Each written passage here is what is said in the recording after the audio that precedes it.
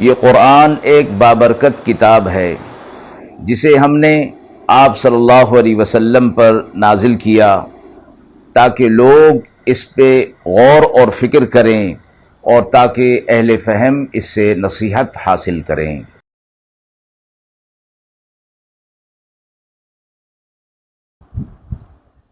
بسم اللہ الرحمن الرحیم۔ السلام علیکم ورحمۃ اللہ وبرکاتہ۔ ناظرین کرام، درس قرآن مجید کے آج کے اس پروگرام میں ہم سورہ حدیث کی آیت نمبر 1 تا آیت نمبر 6 کے حوالے سے موصول ہونے والے سوالات کی روشنی میں تفسیر پیش کریں گے۔ پہلا سوال ہے کہ آج کے دور میں جب لوگ مادیت پرستی اور دنیاوی خواہشات میں گم ہو چکے ہیں، ہم اللہ کی عظمت کو کس طرح سمجھ سکتے ہیں؟ آیت کے حوالے سے دوسرا سوال ہے کہ آج کے دور میں جب انسان اپنی کامیابیوں اور طاقت پر غرور کرتا ہے، ہمیں اللہ کے مکمل اختیار اور اس کے علم پر کیسے ایمان رکھنا چاہیے؟ اعوذ باللہ من الشیطان الرجیم، بسم اللہ الرحمن الرحیم۔ سبح للہ ما فی السماوات والارض وهو العزیز الحکیم۔ لہ ملک السماوات والارض یحیی ویمیت وهو علی کل شیء قدیر۔ هو الاول والآخر والظاہر والباطن وهو بكل شيء عليم۔ هو الذي خلق السماوات والأرض في 6 أيام ثم استوى على العرش يعلم ما يلج في الأرض وما يخرج منها وما ينزل من السماء وما يعرج فيها وهو معكم أينما كنتم والله بما تعملون بصير۔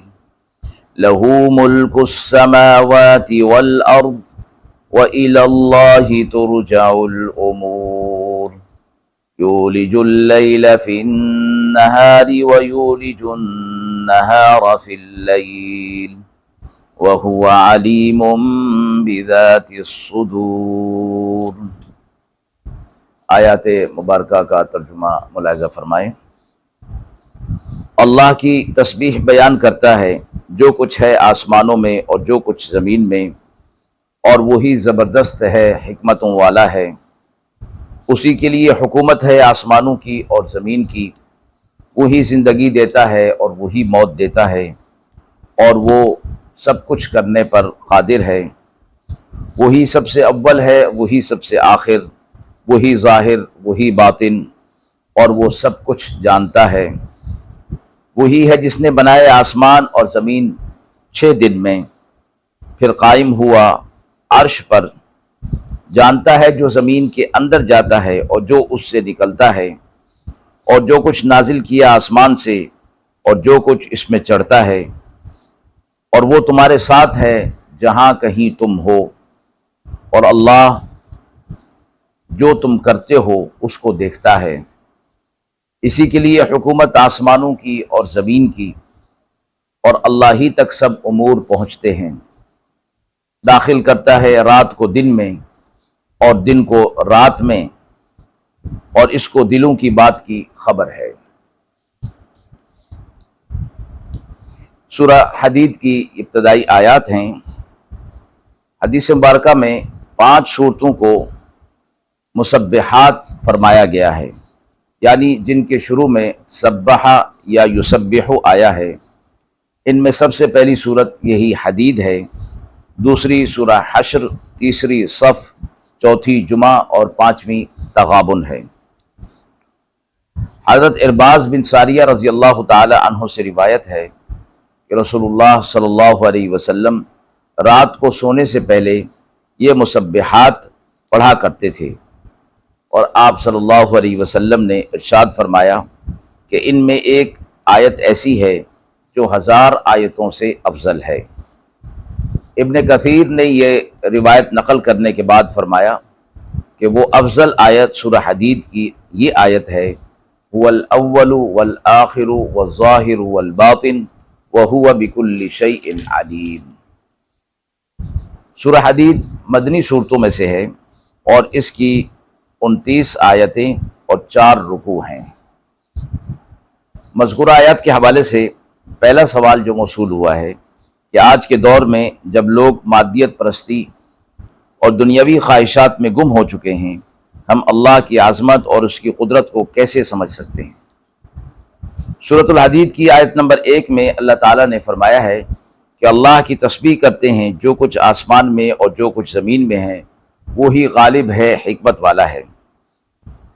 اس آیت مبارکہ میں اللہ تعالیٰ نے اپنی قدرت اور حکمت کا ذکر فرمایا ہے کہ کائنات کی ہر چیز اللہ کی تسبیح بیان کر رہی ہے۔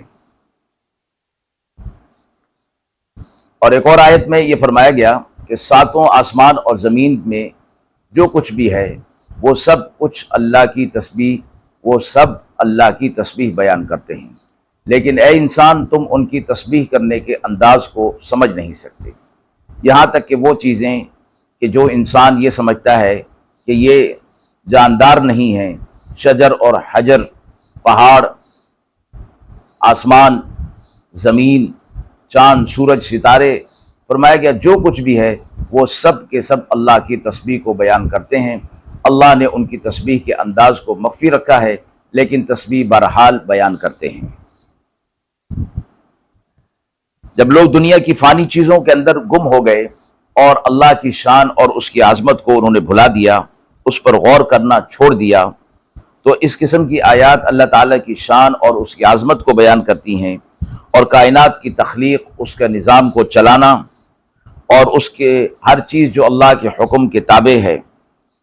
جب ہر چیز اللہ کی تسبیح بیان کرتی ہے تو ہمیں بھی اللہ کی شان اور اس کی عظمت کو دل میں رکھتے ہوئے اس کی پاکی، اس کی تسبیح، اس کا ذکر کرنا چاہیے اور اس کی اطاعت میں، محبت میں اپنی زندگی کو گزارنا چاہیے۔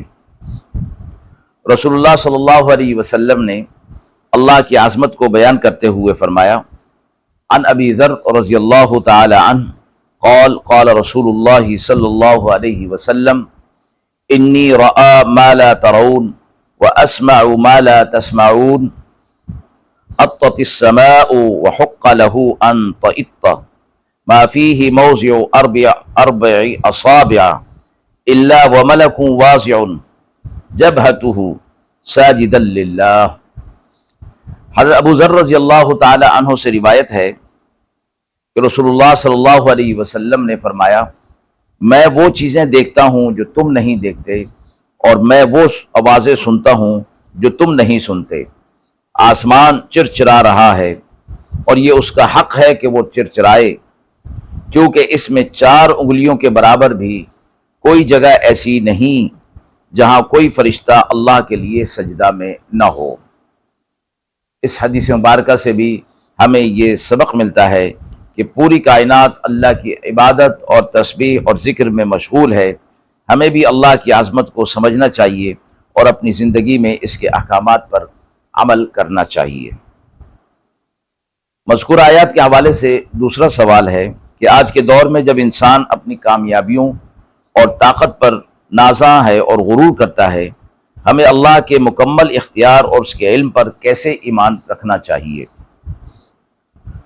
سورۃ الحدید کی آیت نمبر 4 میں فرمایا گیا ہے کہ وہی ہے جس نے آسمانوں کو 6 دنوں میں، آسمان اور زمین کو 6 دنوں میں پیدا کیا، پھر عرش پر قائم ہوا، اور وہ جانتا ہے جو کچھ زمین میں داخل ہوتا ہے اور جو کچھ اس میں سے نکلتا ہے، اور جو کچھ آسمان سے اترتا ہے اور جو کچھ اس میں چڑھتا ہے، اور تم جہاں کہیں بھی ہو وہ تمہارے ساتھ ہے، اور جو تم اعمال کر رہے ہو اللہ اسے دیکھ رہا ہے۔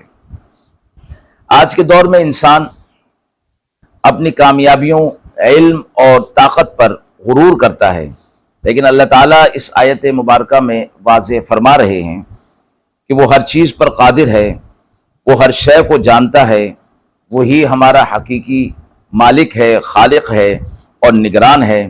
ہمیں اپنی طاقت، کامیابیوں پر ناز اور غرور ہرگز نہیں کرنا چاہیے، بلکہ اللہ کی قدرت کو تسلیم کرتے ہوئے اور ہر کام میں اس کے علم اور حکمت پر بھروسہ کرنا چاہیے۔ رسول اللہ صلی اللہ علیہ وسلم نے اللہ کے مکمل علم اور طاقت کے بارے میں فرمایا ہے، عن ابی ہریرہ رضی اللہ تعالی عنہ قال قال النبی صلی اللہ علیہ وسلم لو ان اولکم وآخرکم وانسکم وجنکم قاموا فی صعید واحد فسألونی فأعطیت کل انسان مسألته ما نقص ذلك مما عندي الا كما ينقص المخيط اذا ادخل البحر۔ حضرت ابو ہریرہ رضی اللہ تعالی عنہ سے روایت ہے کہ رسول اللہ صلی اللہ علیہ وسلم نے فرمایا کہ اللہ تعالیٰ فرماتا ہے، اگر تمہارے اولین اور آخرین انسان اور جنات سب ایک جگہ جمع ہو جائیں اور مجھ سے مانگیں اور میں ہر ایک کو اس کی طلب کے مطابق عطا کر دوں، تو اس سے میرے خزانے میں اتنی بھی کمی نہیں آتی جتنی سوئی کو سمندر میں ڈبو کر نکالنے سے پانی کی کمی ہوتی ہے۔ اس حدیث مبارکہ سے ہمیں اللہ کی بے پناہ قدرت اور اس کے علم کی وسعت کا اندازہ ہوتا ہے، لہٰذا آج کے دور میں ہمیں اپنے کامیابیوں اور طاقت پر غرور نہیں کرنا چاہیے، اللہ کی قدرت اور علم پر ایمان رکھتے ہوئے ایمان کی مضبوطی کے ساتھ اللہ کی رضا کے مطابق ایسے احکامات کیے جائیں جو اللہ کی رضا کا باعث بنے۔